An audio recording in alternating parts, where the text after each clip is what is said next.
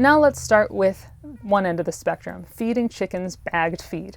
Professionally mixed feeds are probably the go-to for many a chicken keeper. The list of options, brands, and varieties is huge. As soon as you pay a visit to the feed store, you'll quickly find that chicken food has been synthesized for every stage of life and every type of bird, from medicated chick starter to layer pellets to specially blended high-protein game bird ration. Each type of feed comes with its own instructions and amounts required for appropriately feeding chickens. The general consensus for feeding full-size birds is that they eat roughly 2 pounds of ration a week, but honestly this paints an inaccurate picture, because birds aren't consistent. They'll eat more in the winter than in the summer, as they'll be using extra energy to keep warm. Some breeds naturally eat more than others. Some birds may do fine with having free choice feed, but others, such as meat birds, may need to be fed measured meals to make sure they don't overeat and waste their feed. The upside of bagged feeds is that you don't have to figure anything out for your birds. A complete mix has been formulated for every type of bird in every stage of life. If you follow the directions, your birds will get fed, grow large, lay eggs. You'll need to invest in some feeders of various styles to give to your growing birds and allow them access to their rations. Much of it is the consistent of gravelly sand, and if you just put it on the ground, it'll all be wasted.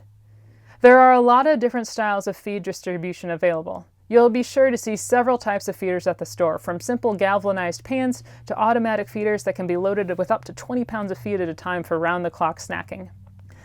Now, as easy as it is to use, bagged food isn't necessarily the best food for your birds. There are several downsides that I want to make sure you are informed about. First, a lot of feeds are made of byproducts from industrialized agriculture. The bulk of most mixes are made of cracked corn for carbohydrates and soybean meal for protein.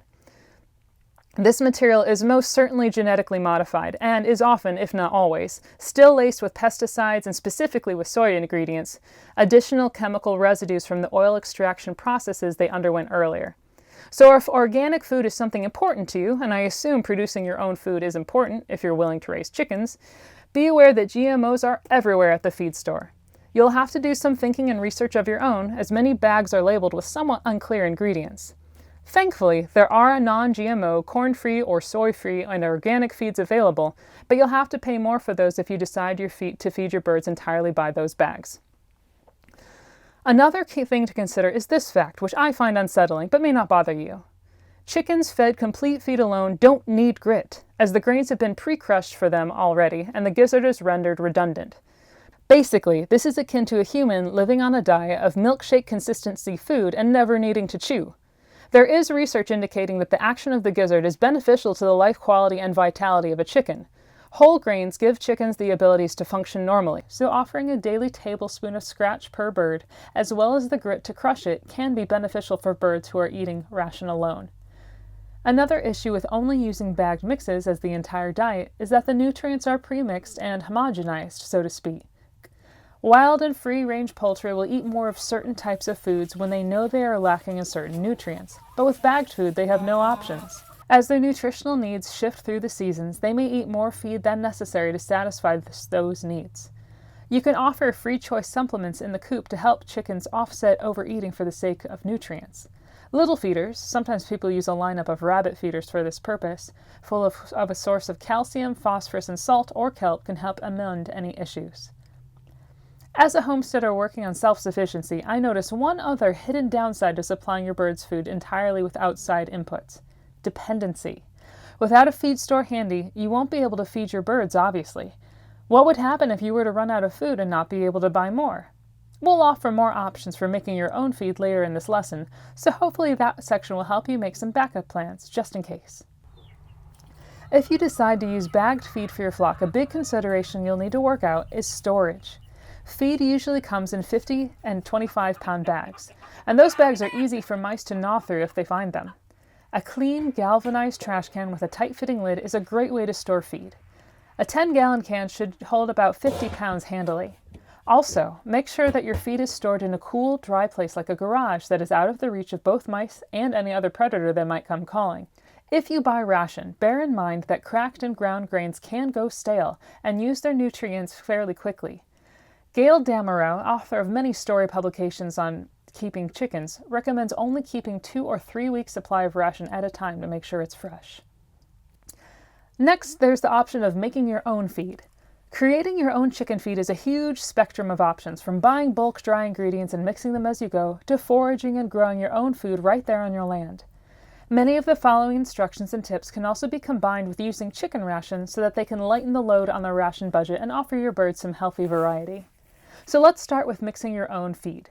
There are a lot of recipes online for make your own chicken food, and they range widely in complexity and cost. Rest assured, however, that you don't need to go into debt with your flock. This is a case where you can spend as much as you want, but if you try hard, and if you can also use some ingenuity to spend as little as you want. Now, you don't need to be a poultry scientist to make feed, but you do need to know a little bit about what chickens need to make a good blend. There will be some trial and error at first, so give yourself grace as you figure this out. I can't give you an exact recipe, as every flock is different and has different needs. Instead, I'll list out some options for materials you can collect for your feed and then direct you to the resources section of this course. Websites like Feedopedia or tools like the Pearson Square will help you find the perfect fit for your flock in your area.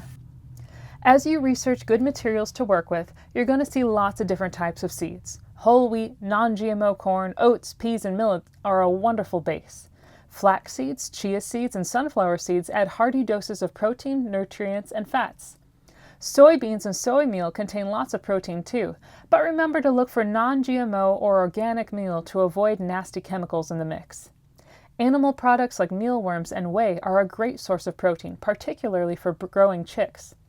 Herbs add benefits too. Dried cayenne, mint, and oregano are some great tonic plants to start with to keep your chickens in top shape. You certainly don't need to buy all of these materials to formulate a good feed, but the more variety you offer your birds, the better they can find what they need to thrive. If you get really excited about making your own chicken food, you should also know that it doesn't need to stop with just seeds. One of the bonuses of whole grains is that they're still alive, so to speak. Whole grains can be sprouted to increase their mass and nutrient availability, and they can actually be allowed to grow into fodder, which is basically sprouted grain that's allowed to make a plant as well. Old refrigerators can be converted into fodder-growing machines, so to speak, turning a few ounces of seed into pounds and pounds of material to feed your birds. Resources that expand on this area will also be in the resources section. Ordering these materials may be as easy as a few clicks depending on where you live. I've had great success using the Azure Standard as a means of finding bulk organic grains for my family, and you can certainly use them as a resource for your flock as well. Again, lists on how to find more information on this will be in the resources section. And as a side note, if you're feeding chicks, keep in mind that they are bitty and unable to eat most whole grains at first. Give their ration a quick blitz in a food processor or grind the flour in a flour mill to break it down for them. Wild chicks feast on protein-rich bugs, worms, and grubs initially, and eat far less grain than their full-grown mother. Any worms, maggots, meat bits, or bugs that you can throw in their feed will only help them. Also, be sure that they have some coarse sand available if they're not exposed to the outdoors. That'll work as the grit in their tiny gizzards until they can handle things that are bigger. Now, buying grains and seeds in bulk again will require some storage solutions. Though whole grains store years longer than short-lived ration, they're still very delicious to the passing rodent or bird and shouldn't be left in the sacks they arrived in. We have stored bulk grains in food-grade buckets with Gamma Seal lids with perfect success. Stacked up in a cool, dark, dry place, they are a fortress of future nutrition. Now, buying all these materials could cost you quite a bit, but it's my opinion that it shouldn't be expensive to feed your birds. So let me offer a simpler version of this theme. If you have land or access to land, you have more options than merely buying all the raw ingredients.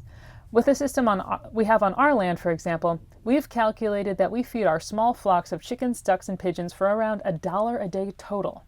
Now, I don't order bags of different organic grains for my birds. We save organic grains for people food, but we have found that wild bird seed is a great base for our chicken feed, as it's easy to find corn-free mixes, and it's usually loaded with sunflower seeds, millet, and milo. And to that, we add lots and lots and lots of other stuff from our land and our kitchen. If you're willing to feed your birds locally, so to speak, your eyes will suddenly open up to the myriad sources of nutrition available to them right under your nose.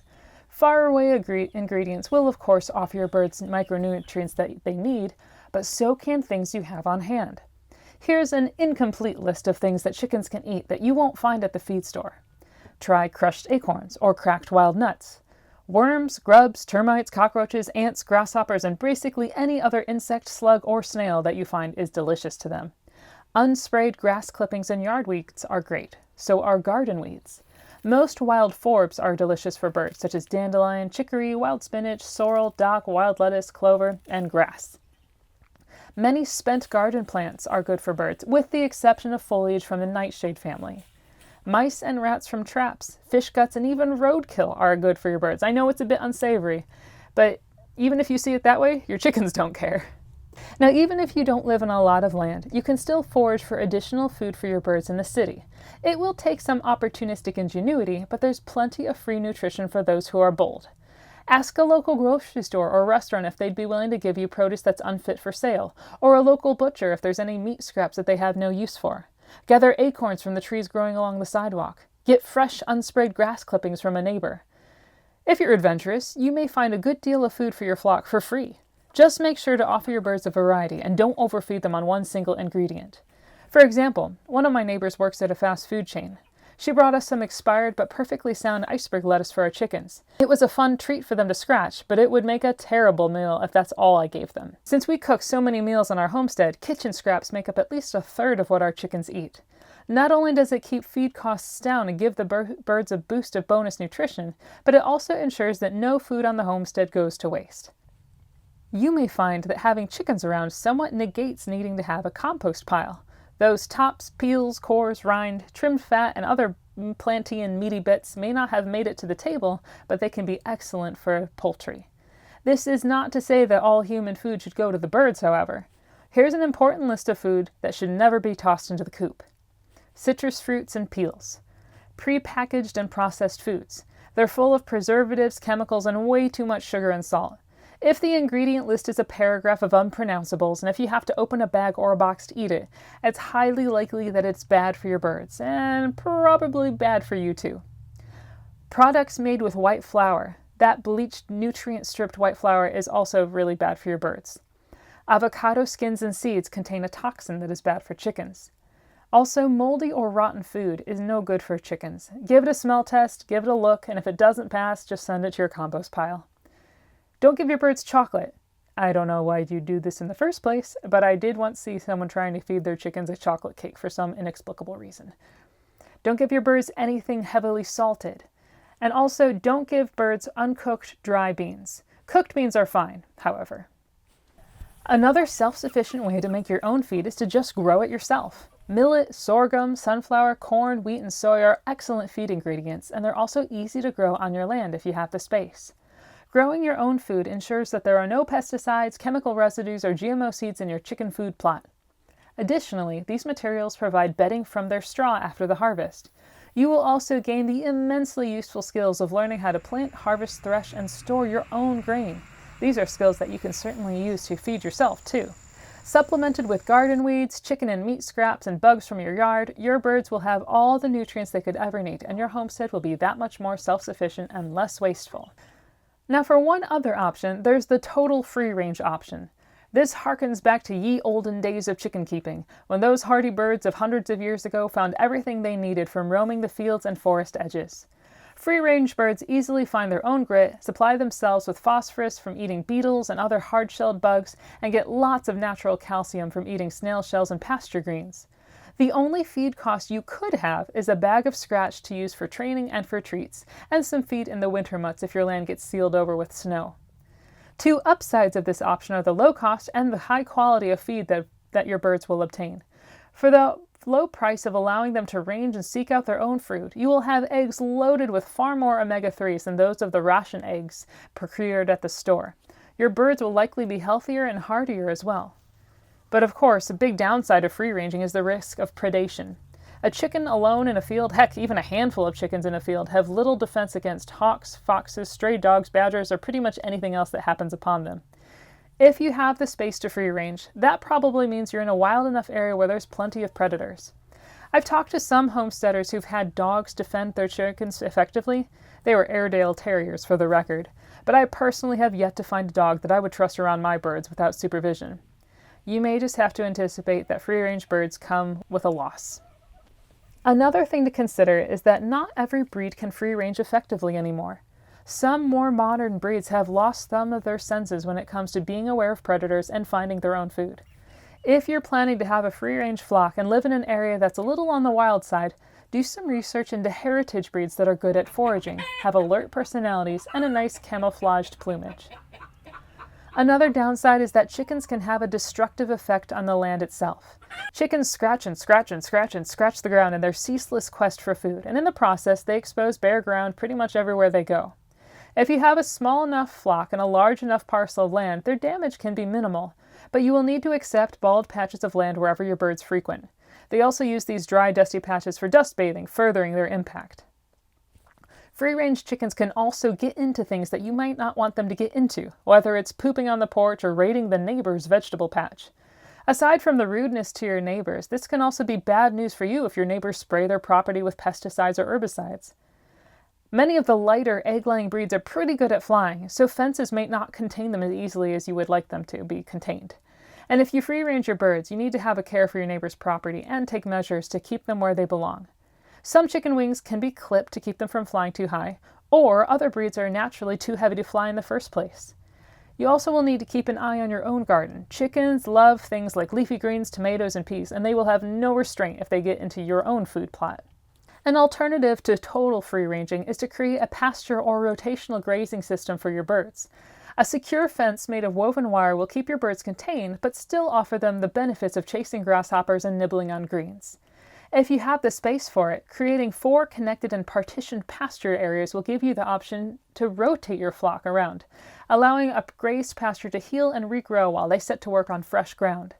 If you're interested in creating an even more intensive use of the land, I'll direct you to the work of Mark Shepard and his book, Restoration Agriculture. He implements a rotational grazing system that also features sheep as well as chickens, and it's well worth your time if you're interested. So that was a lot, I know, and even so, there's so much more to feeding chickens than this. I hope that this lesson, dense as it was, gives you the tools to find out what you believe is best for your birds and your homestead, and ultimately helps you put the healthiest food you can in your chickens' feeders and on your own table. Be sure to check out the resources section of this class to get all your access to some of the tools and books that I mentioned.